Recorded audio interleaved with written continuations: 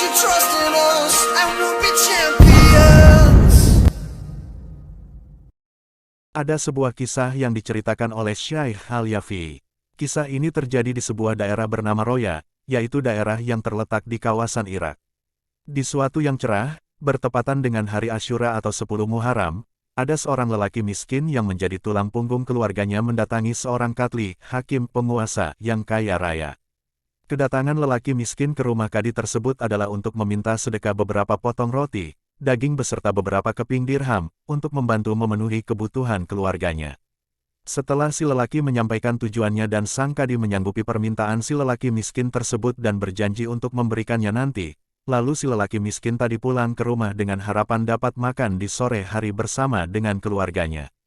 Ketika masuk waktu zuhur, si lelaki mendatangi si kadi untuk menagih janjinya, tetapi si katli menunda janjinya hingga waktu asyar. Ketika asyar tiba, si lelaki kembali datang, tetapi sayang ternyata sang kadi mengingkari janjinya kepada si lelaki tersebut. Si lelaki pulang dengan penuh rasa kecewa, hati hancur, serta kesedihan dalam hatinya, karena memikirkan keluarganya yang tengah menunggu makanan yang sekarang tidak dapat mereka makan. Di tengah perjalanan, dia melihat seorang Nasrani sedang berada di depan pintu rumahnya. Lalu dengan terpaksa, dia melangkahkan kakinya ke rumah Nasrani tersebut, dan setelah sampai dia berkata, "Wahai Tuan, dengan kemuliaan hari ini, berilah aku sesuatu." Nasrani itu berkata, "Ada kemuliaan apa di hari ini?" Lalu laki-laki miskin itu menuturkan sebagian sifat dan keistimewaan hari Asyura.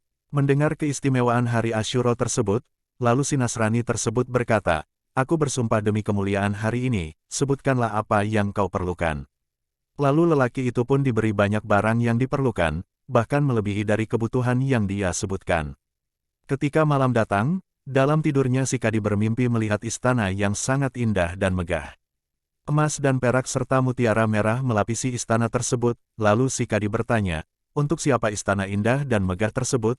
Tiba-tiba ada suara yang menjawab memberitahukannya bahwa sesungguhnya istana itu untuk si kadi. Mendengar hal itu, sang kadi langsung tersenyum lebar, lalu suara tersebut melanjutkan ucapannya, "Seandainya tadi engkau mengabulkan permintaan dari orang miskin yang datang kepadamu di hari Asyura, tetapi karena kamu menolaknya, maka istana yang megah tadi menjadi hak orang Nasrani yang memberi sedekah kepada lelaki miskin tadi."